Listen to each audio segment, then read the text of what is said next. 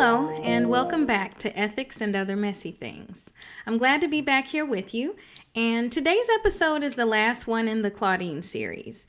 And I want to say that clearly at the beginning because this episode isn't as much about introducing something new as it is about pulling together what we've already been circling around.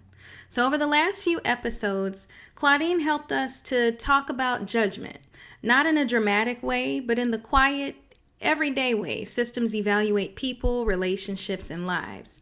So today what I want to do is briefly recap what Claudine showed us and connect it to the history of social work, and then talk about where AI fits into all this, not as a shortcut, but as an opportunity.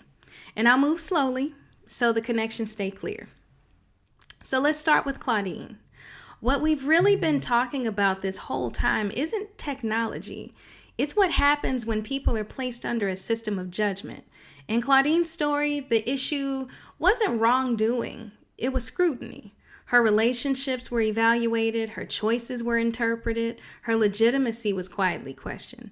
And when people realize they've been evaluated in that way, something predictable happens.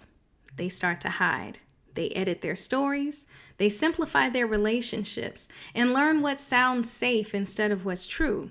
This is what I've been calling the relationship microscope, when systems zoom in on people's lives without fully understanding them. And that idea matters because it doesn't belong to Claudine's alone. So here's where we widen the lens, just slightly. Because once you recognize this pattern in one story, you start seeing it everywhere. Social work was created to help, and that matters. And I want to say it out loud because critique doesn't erase intention.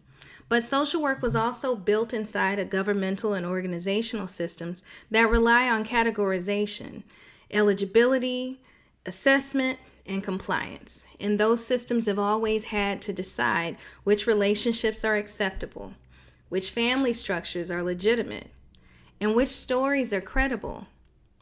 Often without enough context, and sometimes without enough humility. So even in a helping profession, harm can happen, not because people don't care, but because judgment gets embedded into structure. And over time, people adapt to survive that structure. They learn what to reveal, they learn what to withhold, and they learn how to appear safe. This is the same pattern we saw in Claudine, just at a larger scale. Now, this is where AI enters the conversation. And this is important, not as a replacement for judgment and not as something brand new, but as something that inherits what already exists. AI doesn't create these judgment patterns. It learns from them.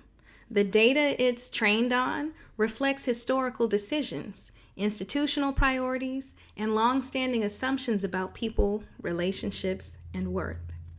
So if we only use AI to move faster, to process more cases, generate more text, increase efficiency, what we risk doing is automating the same structures that already caused harm. But if we slow down and actually look at AI's responses, something interesting happens. We can actually start to see what kinds of relationships are being treated as normal, what narratives get smoothed over, and where complexity gets flattened, where certainty shows up without understanding.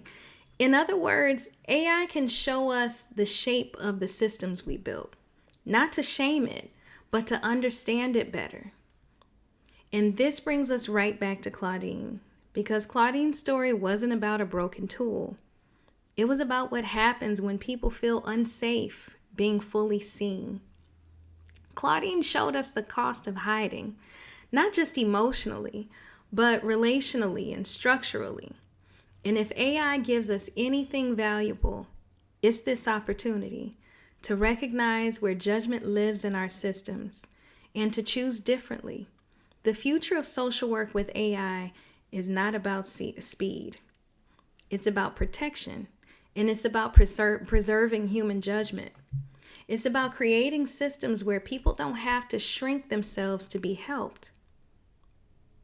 And moving forward, this channel is going to keep asking simple questions. or a simple question rather. How do we build systems, with or without AI, that support people without forcing them to disappear into the process? Helping systems don't become safer by accident. They become safer through reflection, restraint, and responsibility. And that's where this work continues. I'll see you in the next episode.